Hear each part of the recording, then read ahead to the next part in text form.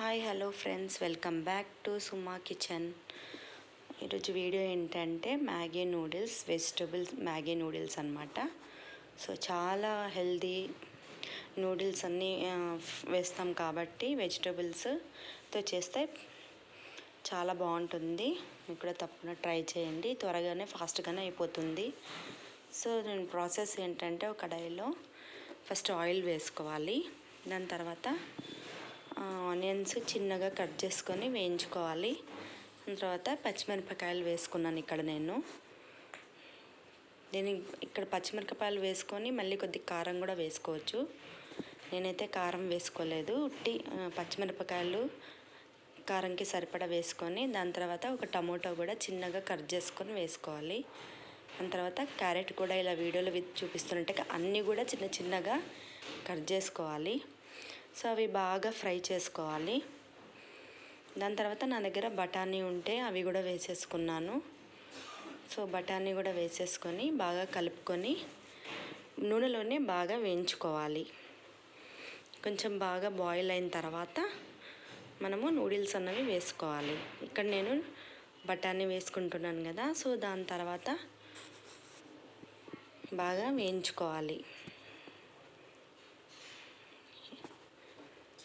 ఈ వీడియో ఎవరైనా కొత్తగా చూస్తున్నట్లయితే ఈ ఛానల్ని సబ్స్క్రైబ్ చేయండి ఫ్రెండ్స్.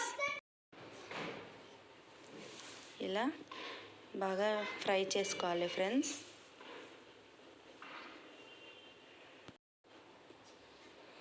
దాని తర్వాత రుచికి సరిపడా ఉప్పు వేసుకోవాలి, కొద్దిగా పసుపు.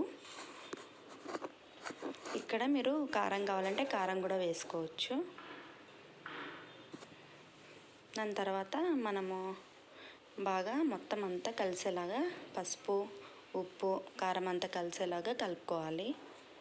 ఇలా నూనెలోనే మనం వేయించుకున్నట్లయితే చాలా బాగుంటుంది. దాని తర్వాత నేను కొద్దిగా నీళ్ళు పోసాను, కొంచెం అడుగంటకుండా. దాని తర్వాత నేను ఇక్కడ 3 ప్యాకెట్స్ నూడిల్స్ తీసుకున్నాను. సో ఇలా అరేంజ్ పెట్టేసుకున్న తర్వాత ఎక్కువ నీళ్ళు పోసుకోకుండా సరిపడా నీళ్ళు పోసుకొని మూత పెట్టుకొని సిమ్లో పెట్టుకొని చేసుకోవాలి. సిమ్లో పెట్టుకొని మూత పెట్టుకున్నామంటే పర్ఫెక్ట్గా కుక్ అవుతుంది.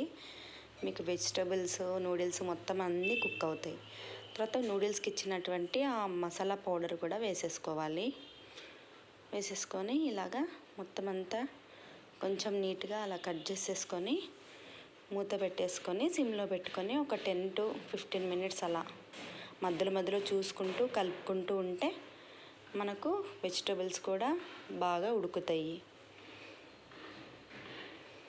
సో ఇక్కడ నేను కొద్దిగా ధనియా పౌడర్ వేసాను, మీకు ఇష్టం ఉంటే వేసుకోవచ్చు. ఇలా మూత పెట్టిన తర్వాత చూడండి ఫ్రెండ్స్, బాగా ఉడుకుతున్నాయి. సో నేను మళ్ళీ మూత పెట్టి మధ్యలో ఇలా చెక్ చేసుకుంటూ ఉండాలి.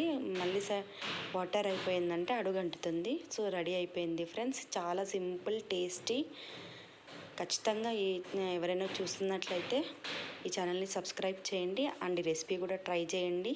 Thank you so much.